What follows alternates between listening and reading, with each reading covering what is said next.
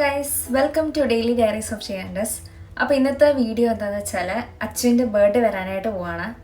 അപ്പം ബർത്ത്ഡേക്കുള്ള പ്ലാനും പ്രിപ്പറേഷൻസ് കാര്യങ്ങളൊക്കെയാണ്. കഴിഞ്ഞ പ്രാവശ്യത്തെ പോലെ അത്ര വലിയ സെലിബ്രേഷൻ ഇല്ല. ഈ പ്രാവശ്യം നമ്മൾ രണ്ടുപേരും മാത്രമേ ഉള്ളൂ.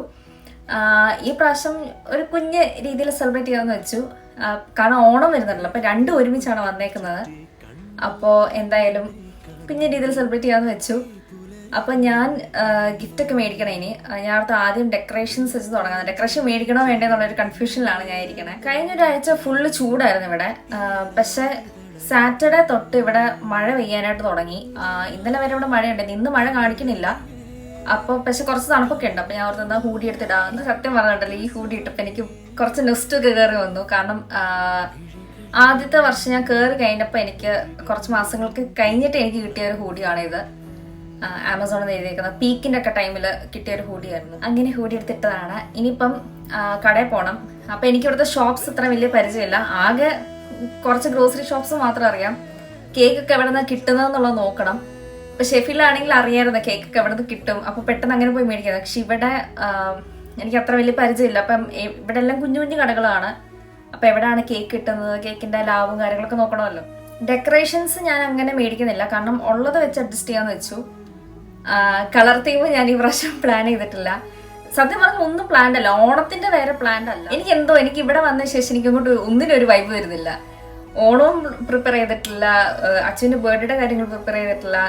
ഒരുമാതിരി മൊത്തത്തിൽ ഒരു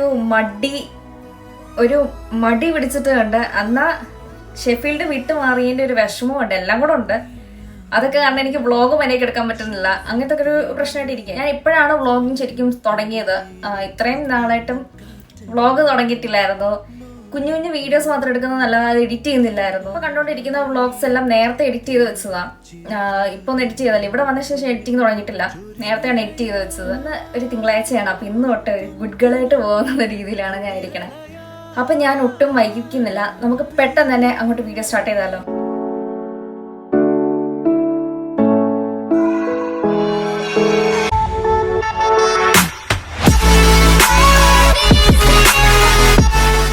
ഞാൻ ആദ്യം പോകുന്നത് ബിയാനമിലോട്ടാണ്. ബിയാനമും അസ്തയൊക്കെ ഇപ്പുറത്തപ്പുറത്തായിട്ടാണ്. അപ്പോൾ 20 മിനിറ്റ്സ് ബസ് റൈഡ് ഉണ്ട് ഇവിടുന്ന്. അപ്പോൾ അവിടെ പോയിട്ട് അവിടെ നിന്ന് സാധനങ്ങളൊക്കെ മേടിച്ചിട്ട് വരാമെന്ന് വെച്ചു. അങ്ങനെ ഇതാണ് ഡെക്കറേഷന് ഞാൻ മേടിച്ചത്. ജസ്റ്റ് ആ ഹാപ്പി ബർത്ത്ഡേ ബാനറും പിന്നെ ആ ഒരു ഡെക്കോർ ഐറ്റം മാത്രമേ ഉള്ളൂ. വേറെ കാര്യങ്ങളൊന്നും ഞാൻ മേടിച്ചിട്ടില്ല. ബലൂൺസ് ഒന്നും ഞാൻ മേടിച്ചിട്ടില്ല. കേക്ക് ഞാനൊരു കേക്ക് സ്ലൈസസ് ആണ് മേടിച്ചത്. സാധാ കേക്കൊന്നും ഞാൻ മേടിച്ചിട്ടില്ല. കാരണം നമ്മൾ രണ്ടുപേരും മാത്രമേ ഉള്ളൂ. ഒരു സ്മോൾ കേക്കോ വലിയ കേക്കോ മേടിച്ചാലും തീരത്തില്ല. സ്ലൈസ് ആകുമ്പോൾ അങ്ങനെ അങ്ങ് എടുത്ത് തിന്ന് അങ്ങനെ അങ്ങ് തീരുമല്ലോ. രാവിലെ പോയതിൻ്റെ ക്ഷീണം അങ്ങോട്ട് തീരുന്നതേ ഉള്ളൂ. വീണ്ടും ഞാൻ പുറത്തോട്ട് ഇറങ്ങാനായിട്ട് പോവാണ്. അപ്പോൾ ഇപ്പം ഞാൻ പോകുന്നത് റോയൽ വിക്ടോറിയ മോൾ എന്ന് പറഞ്ഞൊരു ഷോപ്പിംഗ് മോളിലോട്ടാണ്. അവിടെ JD സ്പോർട്സ് ഒക്കെ ഉണ്ട്. അപ്പോൾ ഞാൻ ഓർത്തു എന്നാൽ പിന്നെ അച്ഛന് ഈ പ്രാവശ്യത്തെ ബർത്ത്ഡേക്ക് ബാഗ് മേടിക്കാന്നുള്ളത്. ശരിക്കും പറഞ്ഞുകൊണ്ടല്ലോ, എനിക്ക് ഈ ബോയ്സിൻ്റെ ഒക്കെ ബർത്ത്ഡേ വരുമ്പോൾ എന്താ മേടിച്ച് കൊടുക്കണമെന്നുള്ളത് ഭയങ്കര കൺഫ്യൂഷൻ ആയിരിക്കും. കാരണം അവർക്ക് ഒന്നിൽ ഇഷ്ടപ്പെടാൻ ചാൻസസ് കുറവായിരിക്കും. ചിലപ്പോൾ അവർ ആഗ്രഹിക്കുന്ന സാധനം അല്ലായിരിക്കും കിട്ടുന്നത്. പെണ്ണുങ്ങളാകുമ്പോൾ കുഴപ്പമില്ലല്ലോ, നമുക്ക് ജുവല്ലറീസ് അങ്ങനത്തെ സാധനങ്ങളൊക്കെ മേടിച്ചെടുത്താൽ മതി. പക്ഷെ ആണുങ്ങളുടെ കേസ് വേറെ ആണല്ലോ. അങ്ങനെ ഞാൻ രണ്ടും കൽപ്പിച്ച് ഈ പ്രാവശ്യം ബാഗ് കൊടുക്കാന്നുള്ള രീതിയിലാണ് ഇരിക്കണേ. അപ്പോൾ ഇവിടെ JD സ്പോർട്സ് എന്നുള്ള ഞാൻ ഗൂഗിൾ അടിച്ച് കൊടുത്തപ്പോഴാണ് എനിക്ക് അങ്ങനെ കിട്ടിയത്. അപ്പോൾ JD സ്പോർട്സിൽ ഞാൻ കയറിയപ്പോൾ എനിക്ക് അവിടുത്തെ ബാഗ്സ് ഒന്നും അങ്ങനെ ഇഷ്ടപ്പെട്ടൊന്നുമില്ല. പിന്നെ അതിൽ നടന്ന് വന്നപ്പോഴാണ് സ്പോർട്സ് ഡയറക്റ്റ് ഞാൻ കണ്ടത്. അപ്പോൾ ഞാൻ ഓർത്താന്ന് പിന്നെ അവിടെയും കയറി നോക്കാമെന്ന്. അങ്ങനെ അവിടെ ഞാൻ ഒരു അഡിഡാസിൻ്റെ ബാഗ് മേടിച്ചിട്ട് ഇപ്പുറത്തുള്ളൊരു ഹോംലാൻഡ് എന്ന് പറഞ്ഞൊരു കടയുണ്ടായിരുന്നു. അവിടെ ക്ലിയറൻസ് സെയിൽ ഉണ്ടായിരുന്നു. ക്ലിയറൻസ് സെയിൽ കാണുമ്പോൾ നമ്മൾ എന്തായാലും ആ കടയിൽ കയറുമല്ലോ. അങ്ങനെ ഞാൻ ചുമ്മാ ഇതിലൊക്കെ ഒന്ന് നടന്നു. എന്തിനൊക്കെ ആ ക്ലിയറൻസ് സെയിൽ എന്നുള്ളത് നോക്കി. വലിയ വില കുറവായിട്ട് എനിക്ക് തോന്നിയൊന്നുമില്ല. പിന്നെ ചുമ്മാ ഇങ്ങോട്ടും ഇങ്ങോട്ടൊക്കെ കാണാനൊക്കെ നല്ല രസങ്ങളല്ലേ. അങ്ങനെ കുറച്ച് നേരം അവിടെ സ്പെൻഡ് ചെയ്തു. പിന്നെ തിരിച്ച് നേരെ വീട്ടിലോട്ട് പോകാമെന്ന് വെച്ചു. ഇവിടുന്ന് ഒരു 10 മിനിറ്റ് മാത്രമേ ഉള്ളൂ വീട്ടിലോട്ട് നടക്കാനായിട്ടുള്ളത്.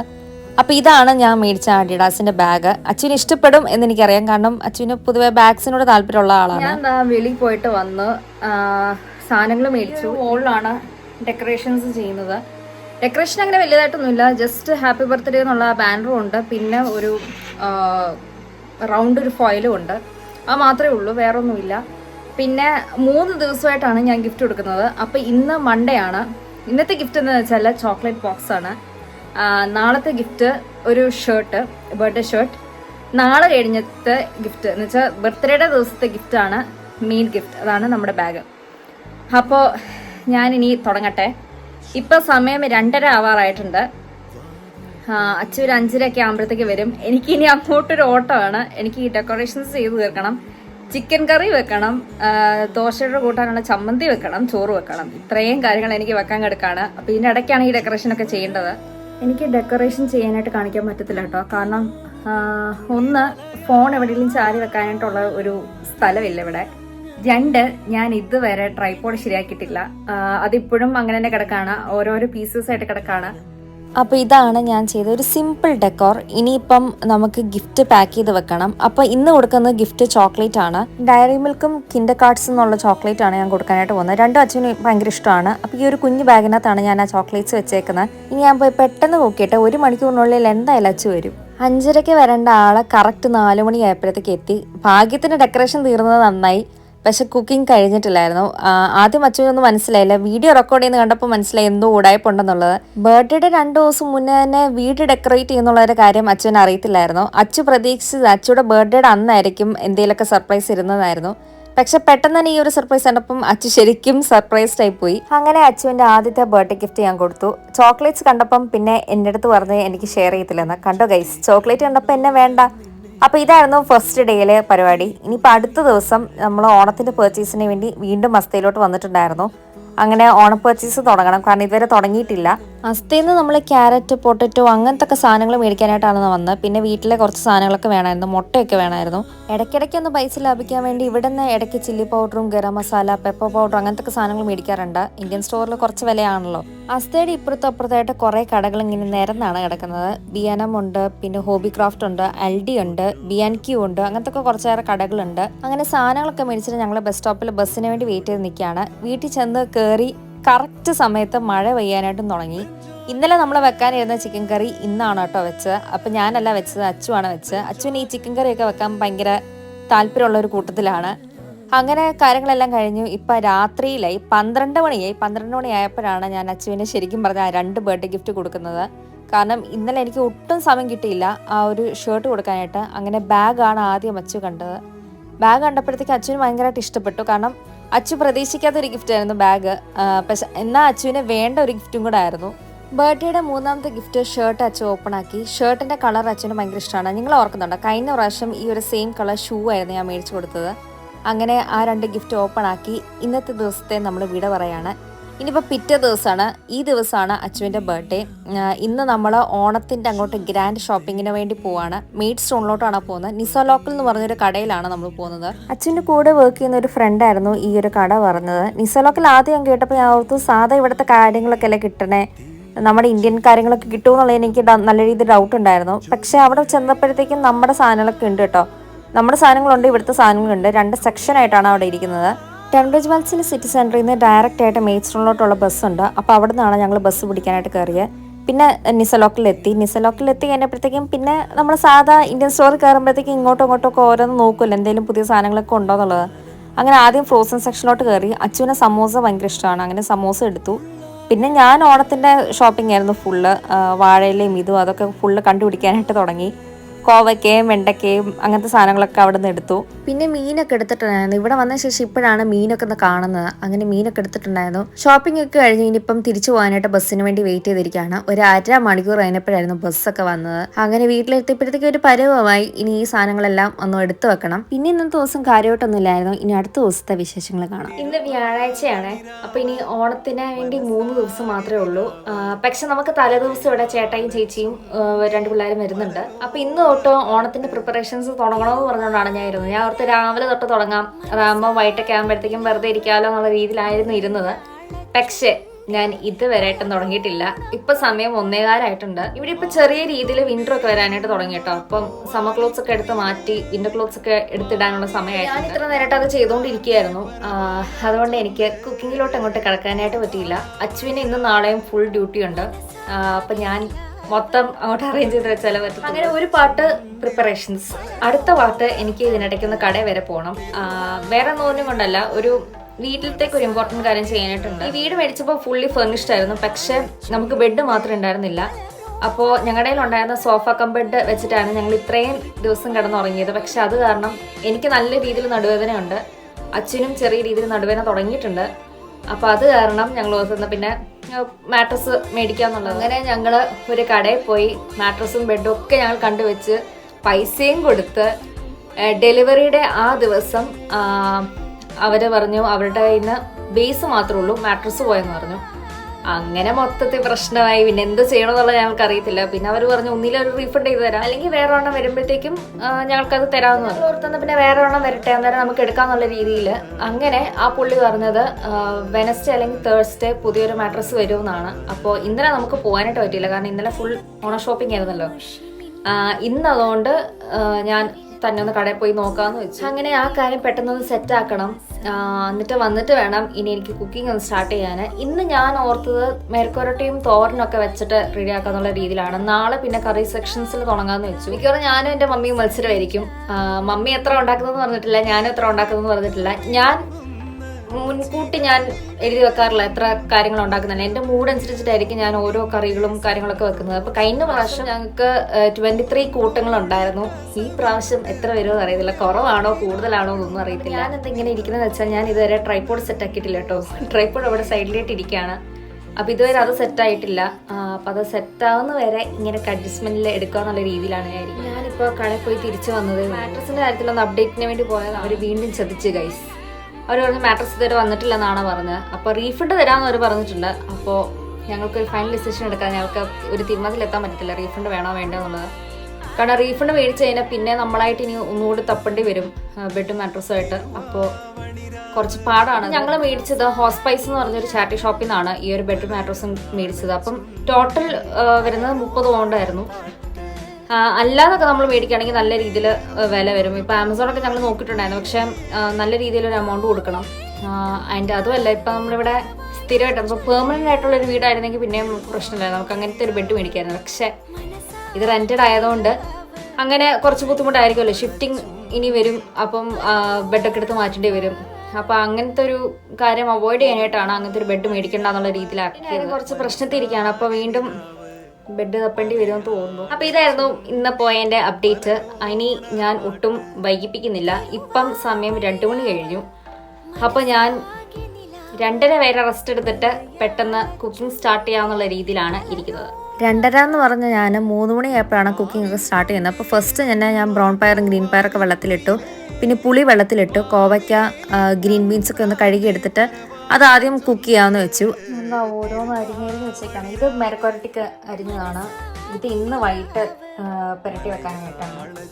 ഇത് തോരന് വേണ്ടി കോവയ്ക്ക, ഇത് തോരന് വേണ്ടി. ദിസ് ഇസ് മെഴുക്കുവരട്ടി തോരൻ, ഇതും തോരന് വേണ്ടിയാണ്. പുളി ഇവിടെ പയറ് തോരൻ. ബീൻസ് മെഴുക്കുവരട്ടി വെച്ചു, അത് കഴിഞ്ഞു. അപ്പോൾ അത് റെഡിയായി. ഇത് ഗ്രീൻ ബീൻസ് തോരൻ വെക്കാനായിട്ടാണ്. ഇവിടെ ഗ്രീൻ പയർ തോരൻ റെഡി. ഇത് കോവയ്ക്ക മെഴുക്ക് വരട്ടി റെഡി ആകുന്നു. ഇത് ഗ്രീൻ ബീൻസ് തോരൻ. 3 മണിക്കൂറിനുള്ളിൽ ഇത്രയും സാധനങ്ങൾ ഞാൻ റെഡിയാക്കി. 6 സാധനം. ഇത് കോവയ്ക്ക തോരൻ, ബീൻസ് തോരൻ, ബീൻസ് മെഴുക്കുവരട്ടി, കോവയ്ക്ക മെഴുക്കുവരട്ടി, ബ്രൗൺ പയർ തോരൻ, ഗ്രീൻ പയർ തോരൻ. ഇത്രയും സാധനങ്ങൾ റെഡി. ഒരു 6 മണിയൊക്കെ ആയപ്പോഴത്തേക്കും 6 സാധനങ്ങൾ റെഡിയായി. ഇനി ബാക്കി കാര്യങ്ങളും കൂടെ ഉണ്ടാക്കണം. ഇനിയിപ്പോൾ അടുത്ത സെറ്റ് കുക്ക് ചെയ്യാനായിട്ട് പോകുന്നത് പൊട്ടറ്റോ മെഴുക്കുവരട്ടി, ക്യാരറ്റ് തോരൻ, പുളി ഇഞ്ചി, മോര്, ഡാൽ കറി. ഇത്രയും കാര്യങ്ങളാണ് എനിക്ക് കുക്ക് ചെയ്യാനുള്ളത്. അപ്പം ഡാൽ കറി ഞാൻ കുക്കറിൽ വെച്ചിട്ടുണ്ട്. ഇപ്പോൾ ഉള്ളിയൊക്കെ അരിഞ്ഞേക്കുന്ന ഓരോരോ സാധനങ്ങൾ ഉണ്ടാക്കാനായിട്ടാണ്. ക്യാരറ്റൊക്കെ അരിഞ്ഞ് വെച്ചിട്ടുണ്ട്, മോരിനുള്ള തൈരാക്കി വെച്ചിട്ടുണ്ട്, പുളി ഞാൻ പിരിഞ്ഞെടുത്തിട്ടുണ്ട് നമുക്ക് ഇഞ്ചി കറി ഉണ്ടാക്കാനായിട്ട്.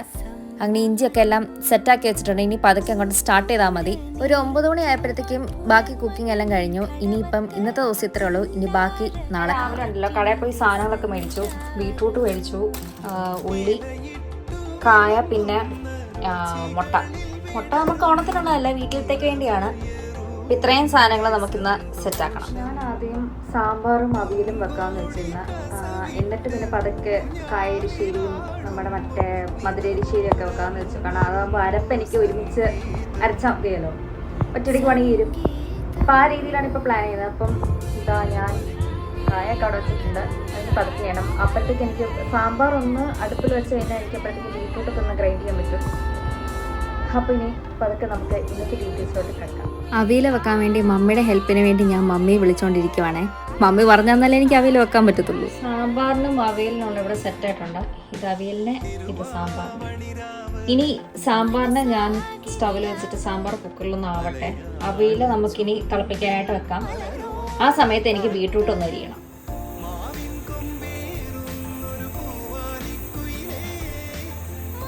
അവിയലതാ ഇവിടെ കുക്കായി. ബീട്രൂട്ട് ഞാൻ ഇതുവരെ അരിഞ്ഞിട്ടില്ല, കാരണം ഉള്ളി അരിഞ്ഞുകൊണ്ടിരിക്കുകയായിരുന്നു. ഈ അവിയലിനുള്ള അരിപ്പാണ് ഞാൻ ഇനി ഉണ്ടാക്കാനായിട്ട് പോകുന്നത്. അപ്പോൾ അവിയലൊന്ന് സെറ്റായിക്കൊണ്ട് കടുക് വറുക്കാമല്ലോ. അപ്പം ഞാനിത് അരച്ചിട്ട് വരാം. അരപ്പതാ റെഡി ആയിട്ടുണ്ട്. ഇനിയിപ്പോൾ നമുക്ക് മിക്സ് ചെയ്യാം. അങ്ങനെ അവിയലതാ സെറ്റായിട്ടുണ്ട്. ഇത് കണ്ടപ്പോൾ ഉണ്ടല്ലോ എനിക്ക് എൻ്റെ ബെസ്റ്റ് ഫ്രണ്ടിൻ്റെ ഓർമ്മ വന്നു. തുഷാര എന്നാണ് അവളുടെ പേര്. ഞാൻ പ്ലൂട്ടോ എന്ന് വിളിക്കുന്നത്. അപ്പോൾ അവൾക്ക് അവിയലെന്ന് വെച്ചാൽ ഭയങ്കര ഇഷ്ടമാണ്. എനിക്ക് അവിയലെന്ന് വെച്ചാൽ എനിക്ക് കണ്ണെടുത്ത കാണാത്തൊരു സാധനം അവിയൽ. പിന്നെ സദ്യ ആയതുകൊണ്ട് അവിയൽ വേണമല്ലോ, മസ്റ്റ് അല്ലേ. അതുകൊണ്ട് മാത്രം ഞാൻ അവിയൽ വെച്ചത്. ഇനിയിപ്പം കുക്കറിനകത്ത് ഇതാ സാമ്പാർ റെഡി ആയിട്ടുണ്ട്. ഇതിനെ താളിച്ചാൽ മാത്രം മതി. അപ്പോൾ അത് ഞാൻ ഇനി ചെയ്യട്ടെ. കായകരിശ്ശേരി ഉണ്ടാക്കാനായിട്ട് കായ ഏകദേശമായി വന്നിട്ടുണ്ട്. അപ്പോഴത്തേക്ക് ഞാൻ ബീട്രൂട്ട് തോരനുള്ളത് അരിഞ്ഞു, മെരക്കൊരട്ടിക്കുള്ളത് അരിഞ്ഞു, പിന്നെ ഇത് പച്ചരിക്കുള്ളത്. ഉള്ളിയൊക്കെ നേരത്തെ അരിഞ്ഞാണ്. ഇനി ഇത് മത്തങ്ങ പയറും കൂടി ചേർത്തിട്ട് മധുര എരിശ്ശേരിയുള്ള അരിപ്പുണ്ടാക്കാനായിട്ടാണ് ഇത്രയും പച്ചമുളക് അരിഞ്ഞ് വെച്ചേക്കുന്നത്. ഇനി ഉള്ളി മെരക്കൊരട്ടിക്കുള്ളത്. അപ്പോൾ ഞാൻ മെരക്കൊരട്ടിയും തോരനുമാണ് ഉണ്ടാക്കാനായിട്ട് പോകുന്നത്. ഇന്നത്തെ ലാസ്റ്റ് പ്രിപ്പറേഷനാണ് വെണ്ടയ്ക്ക തീയൽ. അപ്പം തീയൽ ഞാൻ ആദ്യമായിട്ടാണ് വെക്കുന്നത്. അപ്പം എനിക്കറിയില്ല ഈ പ്രാവശ്യത്തെ തീയൽ ഒത്തു വരുമോ ഇല്ലയോ എന്നുള്ളത്. എന്തായാലും നമുക്ക് നോക്കാം. അങ്ങനെ എല്ലാ പരിപാടികളും കഴിഞ്ഞു. ഇന്നത്തെ കുക്കിംഗ് സന്ധ്യ ആവാറായിട്ടുണ്ട്. ഇപ്പം 7:00 ആവാറായിട്ടുണ്ട്. അപ്പം ഇതാണ് വെളിയിലത്തെ ഉള്ളൊരു കളർ. ഇനി എനിക്കൊന്ന് കുളിക്കണം, കാരണം നല്ല രീതിയിൽ കറിയുടെ ഒക്കെ സ്മെല്ല് വന്നിട്ടുണ്ട്. അപ്പോൾ ഒന്ന് ഷാമ്പു ഒക്കെ തേച്ചൊന്ന് നല്ല രീതിയിലൊന്ന് കുളിക്കണം. അപ്പോഴത്തേക്കും അച്ചു വരും. 1 മണിക്കൂർ കഴിയുമ്പോഴത്തേക്കും അച്ചു വരും. അത് കഴിഞ്ഞ് ഇനി പതുക്കെ ഡ്രസ്സൊക്കെ തേക്കാനുണ്ട്. അപ്പോൾ അതൊക്കെ തേക്കണം. പിന്നെ കിടന്നുറങ്ങാം. ഇത്രേ ഉള്ളൂ. ഇനി നാളത്തേക്ക് ചോറ് വെക്കണം, പായസം വെക്കണം, പപ്പടം കാച്ചണം. ഈ 3 പരിപാടികൾ മാത്രമേ ഉള്ളൂ നാളത്തേക്ക്. അപ്പോൾ നമുക്കിനി കുളിച്ചിട്ട് വരാം. അങ്ങനെ നേരം എടുത്ത് ശനിയാഴ്ചയായി. ഇന്നാണ് ചേട്ടനും ചേച്ചിയും വരാനായിട്ട് പോകുന്നത്. ഇന്നലെ ഞാൻ ചെയ്യാനിരുന്ന കാര്യം ഞാൻ ചെയ്തില്ല, കാരണം ഞാൻ അതുപോലെ ടയേർഡായി പോയി. പിന്നെ ഞാൻ കിടന്നുറങ്ങി. അതുകൊണ്ട് സാരി എനിക്ക് ഇന്ന് വേണം തേക്കാനായിട്ട്. സാരി എനിക്കൊന്ന് എടുക്കണം. സാരിയും മുണ്ടും ഒക്കെ ഒന്ന് എടുത്ത് എല്ലാം ഒന്ന് സെറ്റാക്കി വെക്കണം. അപ്പോഴേക്കും ഞങ്ങൾ കഴിച്ച ബ്രേക്ക്ഫാസ്റ്റ് ഇതായിരുന്നു. ദോശയും സാമ്പാറും ആയിരുന്നു ബ്രേക്ക്ഫാസ്റ്റിന് ഉണ്ടായിരുന്നത്. ഇന്ന് ചെയ്യാനുള്ള ചോറ് വെക്കണം, പായസം വെക്കണം, പപ്പടം കാച്ചണം. അപ്പോൾ ചോറ് ഞാൻ രാവിലെ എണീറ്റപ്പോഴേ വെച്ചു. ഇനിയിപ്പോൾ ഞാൻ പായസം ഉണ്ടാക്കാനായിട്ട് പോകണം. അപ്പോഴത്തേക്കും അവർ വരും. പായസം ഉണ്ടാക്കിക്കൊണ്ടിരിക്കുന്ന സമയത്തിന് അവർ വന്നു കേട്ടോ. ഇനി പപ്പടം ഒന്ന് ചുട്ടെടുക്കണം. അത് ഓവനിലിട്ടിട്ട് ഒരു 2 മിനിറ്റ് ആകുമ്പോഴത്തേക്കും അത് കറക്റ്റായിട്ട് ഫോമായി വരും.